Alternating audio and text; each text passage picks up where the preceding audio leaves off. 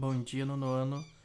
Hoje a nossa aula, dia 31/3, está programado para a leitura das páginas 152 a 154, resolver os exercícios da página 155 e tem dois links aí para vocês assistirem alguns vídeos do YouTube para melhorar o entendimento o que será feito nesse vídeo aqui. Olha só, então lá na página 152 nós vamos ver o que seria uma raiz enésima. Então a apostila traz o seguinte: Maria é costureira e precisa confeccionar uma toalha quadrada para cobrir uma superfície com 8.100 metros quadrados de área. Mas como saber qual a medida de cada lado dessa toalha? Para saber como Maria pode cortar o tecido corretamente, podemos usar a fórmula da área do quadrado dada por A igual a L ao quadrado. Então a formulazinha é A igual a L quadrado, sendo que o A é a área, o L é a medida do lado. Então, se a gente sabe que o A, que é a área, é 8.100 metros quadrados, a gente vai colocar no lugar do A o 8.100 metros quadrados. Então, para nós determinar o lado, nós temos que pensar o seguinte: qual é o número que elevado ao quadrado vai dar 8.100? Ou seja, qual é o número que multiplicado por ele mesmo vai dar 8.100, né? Daí vai ser o resultado do L, vai ser o valor do L. Então, dessa maneira, devemos obter um número positivo L que elevado ao quadrado tenha como resultado 8.100, ou seja, precisamos extrair a raiz quadrada de 8.100. Então, raiz quadrada de 8.100 vai ser igual a 90. Por quê? Porque 90 ao quadrado vai ser igual a 90 vezes o 90, que é igual a 8.100. Então, lê-se a raiz quadrada de 8.100 é igual a 90, né? Então, isso daqui é como, aqui está dizendo como que se lê a raiz quadrada. Usualmente indicamos a raiz quadrada de um número sem escrever o índice 2. Por exemplo, raiz quadrada de 8.100. Então, quando for índice 2, não é necessário aparecer aqui, né? Não é necessário aparecer o 2 ali. Portanto, cada lado da toalha que Maria vai confeccionar deve ter 90 centímetros. E a operação utilizada para resolver a situação anterior é chamada radiciação. Veja ao lado os elementos que temos nessa operação. Então, olha só. Então, aqui em cima vai ser o índice. Quando não aparecer, é 2. Se aparecer, então, pode ser que tenha 3, 4, 5. Não pode ser 0 e não pode ser 1, né? Tem que ser acima ou igual a 2.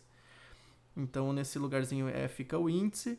Aí nós temos esse símbolozinho aqui, que é o radical, né? Que é esse negócio da raiz aqui. Esse símbolo. Embaixo desse símbolo que a gente chama de radical está o radicando, e esse conjunto com o índice, o radical e o radicando é a raiz, ou seja, o resultado disso aqui a gente chama de raiz, que nesse caso é 90. Então, observe outra situação. Isso daqui tudo para raiz quadrada, né? Agora, olha só. Qual é a medida da aresta de um cubo cujo volume é 216 centímetros ao cubo? Então, é dado o volume, né? V de volume, e queremos encontrar A, que é a aresta. Então, pela forma do volume, V igual a A ao cubo, né? Então, o volume é igual a aresta ao cubo. Então, agora nós temos que pensar o seguinte, ó. Se 216 é o volume, qual é o número que elevado ao cubo vai dar 216? Ou seja, qual é o número que multiplicado por ele mesmo, vai resultar em 216? Ou seja, é o número multiplicado com 3 fatores agora e resulta em 216. Para responder à pergunta feita por Jean, devemos obter um número a que elevado ao cubo tenha como resultado 216, ou seja, precisamos extrair a raiz cúbica de 216. Então, raiz cúbica, agora ali o índice é 3, de 216. Isso vai ser igual a 6. Por que 6? Porque 6 ao cubo é 6 vezes o 6 vezes o 6, que é dar 216. Então, por isso que o resultado é 6. Né? Então, ó, são 3 fatores do mesmo número. Certo? Na multiplicação. Aqui está falando como você lê a raiz. Então, portanto, a medida da aresta do cubo é 6 centímetros. De maneira parecida ao cálculo da raiz quadrada e da raiz cúbica, podemos obter raízes com índice maior do que 3. Por exemplo, raiz quarta de 256. Isso vai ser igual a 4. Por quê? Porque como o índice aqui, ó, é 4, então qual é o número? Eu tenho que pensar assim, ó, qual é o número que multiplicado por ele mesmo, que multiplicado por ele mesmo, que multiplicado por ele mesmo, que multiplicado por ele mesmo, 4 fatores desse mesmo número em uma multiplicação vai resultar no 256. E por isso que é o 4. Ó. 4 elevado na quarta é 4 vezes 4 vezes 4 vezes 4, dá 256. Agora, raiz quinta de 243. Bom, qual é o número que elevado na 5 vai dar 243? Ou seja, tem que ser uma multiplicação de 5 fatores. E nesse caso vai ser o 3, porque 3 vezes 3 vezes 3 vezes 3 vezes 3 vai resultar em 243. Raiz sexta. Bom, qual é o número que elevado na sexta vai resultar em 64? Nesse caso vai ser o 2. Por quê? 2 vezes 2 vezes 2 vezes 2 vezes 2 vezes 2 vai resultar em 64. Agora, qual é a raiz sétima? Né? Isso vai me resultar em... aliás, quanto vai ser a raiz sétima de menos 128? Ó, tá vendo que apareceu um negativo aqui, ó? Quando for índice ímpar, não tem problema, né? Vai ter solução. O problema vai ser quando tiver negativo e o índice for par. Já foi explicado isso, né? Aí vai ser não existe, porque não existe uma raiz com índice par de um número negativo, certo? Então, ó, vai ser, nesse caso aqui, raiz sétima de menos 128 vai dar menos 2. Por quê? Porque menos 2 elevado a 7 vai ser menos 2 vezes menos 2, vezes menos 2, vezes menos 2, vezes menos 2, vezes menos 2, vezes menos 2. Né? 7 fatores de menos 2 vai estar dando menos 128. Devemos considerar alguns casos para o cálculo da raiz enésima. Então, ó, o que seria a raiz enésima? Representada por esse símbolo aqui. Ó. O índice é n, tem o radical aqui e o radicando a. Então, raiz enésima de a. A gente lê dessa forma. Se n for um número par diferente de zero e a for um número real não negativo, a maior ou igual que zero, temos que a raiz enésima de a é um número real b maior do que zero, tal que b na n igual a. Então, é a mesma ideia que a gente estava fazendo aqui. Ó. Né? Raiz quarta de 256. Qual é o número que elevado na quarta vai dar 256? Aqui, raiz quinta de 243. Qual é o número que elevado na quinta dá 243? A raiz sexta de 64. Qual é o número que elevado na sexta potência vai dar 64? Então, quando for raiz enésima de a, nós temos que pensar qual é o número que elevado no expoente n vai resultar no valor a, que é o radicando ali, que está embaixo da raiz. Olha só, raiz quadrada de 69 é 13, porque 13 é o quadrado, né? Olha, o índice aqui não aparece, mas é 2, então 13 quadrado dá 169. Raiz sexta de 729, isso é igual a 3, pois 3 na sexta é igual a 729. Raiz quarta de 1296 é igual a 6, por quê? Porque 6 na quarta é igual a 1296. Bom, pessoal, esse n aqui, ó, ele pode assumir qualquer número natural maior ou igual do que 2, né? Então, o que é o número natural? Aqueles números que a gente usa para contar. Não pode ser negativo e não pode ser com vírgula também, né? Não é fração. Se n for um número par diferente de zero e a for um número real negativo, a menor que zero, não se define a raiz enésima de a no conjunto dos números reais. Então, ó, é o que eu estava falando antes, né? Se n for um número par, né? Ou seja, se for índice par, os índices pares, não vai existir raiz de número negativo. Ó, Raiz quadrada é menos 25 não está definido em reais, pois não há um número real b tal que b ao quadrado igual a menos 25. Bom, aqui vocês poderiam me dizer, professor, mas e o menos 5? Bom, aí menos 5 elevado ao quadrado, isso vai ser menos 5 vezes menos 5. E menos com menos vai dar mais. Ou seja, vai ser o b ao quadrado vai ser mais 25 e não o menos 25 que está ali. Né? Então não existe, isso aqui não existe.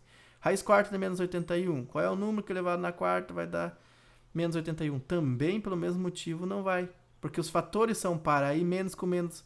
Olha só aqui, ó. Deixa eu voltar aqui um pouquinho. Aqui, pensa que se fosse na sexta isso aqui, ó. Então teria 1, 2, 3, 4, 5, 6 fatores, né? 6 fatores negativos. Aí menos com menos dá mais. Esse menos com esse menos dá mais. E menos com menos vai dar mais. Tudo deu mais. Aí quando faz multiplicação fica mais. E daí não resulta no número negativo aqui. Daí quando tem fatores ímpares, aí sobra um, porque daí menos com menos dá mais, menos com menos dá mais, menos com menos dá mais. Mas sobrou um menos para tornar esse valor aqui negativo, né? Quando é par, quando são fatores aqui, número de fatores pares, aí não sobra um para deixar negativo isso daqui. Por isso que não existe uma raiz de número negativo quando tem o índice par, certo? Então, ali na página 154, nós temos o seguinte, ó. Se n for um número ímpar e a for um número real, temos que a raiz enésima de a é o número real b, tal que b na n igual a. Daí vai existir. Então, raiz nona de 512 é 2, porque 2 elevado na 9 é 512. Raiz cúbica de menos 64 é igual a menos 4. Por quê? Porque menos 4 elevado na 3, menos 4 vezes menos 4 vezes menos 4 vai dar menos 64. Raiz sétima de menos 2187 é igual a menos 3. Por quê? Menos 3 elevado na 7, 7 fatores de menos 3 vai dar igual a menos 2187. A radiciação também é definida para radicandos negativos com índices pares, mas apenas no conjunto dos números complexos. Esse assunto será abordado em momento oportuno. Lembre-se de que raiz enésima de zero é igual a zero, para todo n natural diferente de zero. Então, aqui nos números complexos vai ser no ensino médio que vai ser estudado.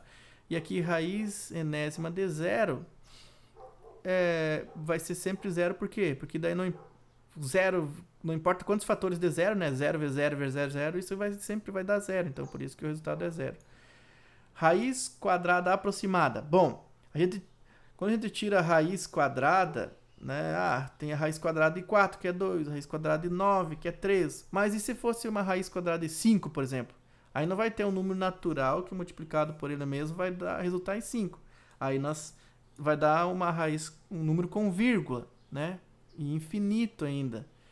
Então vamos ver como é que a gente pode aproximar isso daí. Como a gente aproxima uma raiz quadrada de 5, por exemplo. Para obter um resultado aproximado da raiz quadrada de números que não sejam quadrados perfeitos, podemos utilizar o método de Heron. Raiz quadrada de n é aproximadamente a mais b sobre 2. O método afirma que se n é igual a vezes o b, com a maior do que zero e b maior do que zero, então a raiz enésima é uma aproximação a mais b sobre 2. Usando esse método, observe como determinar um valor aproximado de raiz quadrada de 18. Para isso, considere a igual a 3 e b igual a 6. Então, ó, a gente sabe que 6 vezes 3 é 18. Então, o que esse método está falando? Se eu conseguir descobrir que dois fatores, não precisa ser iguais agora, né? É diferente, e dá 18, então eu pego e faço a soma desses dois fatores, né? Nesse caso 6 e o 3, e o resultado dividido por 2. Então, ó, 3 mais 6 vai dar 9, 9 dividido por 2 é igual a 4,5. É uma boa aproximação, porque, na verdade, a raiz quadrada de 18 vai ser 4,24, 26, 40, 68, 7, infinitamente, né? Então, 4,24, ele está aproximando para 4,5. Não é uma coisa precisa, mas já é uma aproximação para a raiz. Né? Então, Portanto, segundo o método de Heron, raiz quadrada de 18 é aproximadamente 4,5.